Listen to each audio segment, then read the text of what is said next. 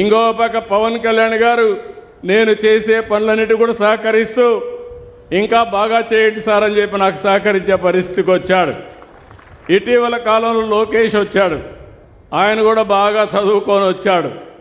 చదువుకున్న తర్వాత ఏదైనా నేను ఒక మాట చెప్తే వాళ్ళ దగ్గరికి వెళ్ళి 5-6 సార్లు వెళ్ళి వాళ్ళని మెప్పించి ఆ పని అయిపోయే వరకు పట్టు వదలని విక్రమార్కుడిగా పనిచేసి సాధించుకొని వస్తున్నాడు.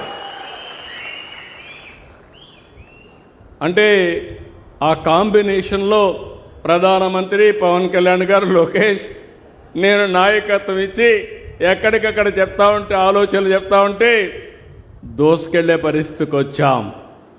అందుకే నేను అన్నాను, నా జీవితంలో మరుపురాని రోజు చరిత్రలో మళ్ళీ 4 సార్లు ముఖ్యమంత్రి అయ్యాను. కానీ 3 సార్లు ఎన్ని పనులు చేశానో అన్ని పనులు రాబోయే 10 సంవత్సరాల్లో చేసే శక్తిని, సామర్థ్యాన్ని భగవంతుడు ఇచ్చాడని చెప్పి కూడా నేను మీకు తెలియజేస్తున్నా.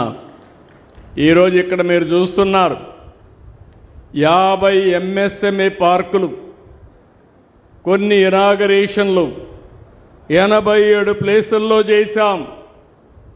ఇంత మునిపై 55 ఎంఎస్ఎంఈ పార్కుల్ని ప్రారంభించాం. ఇంకొక 70 చేయాలి. జనవరికంతా కూడా 70 కూడా పూర్తవుతాయి.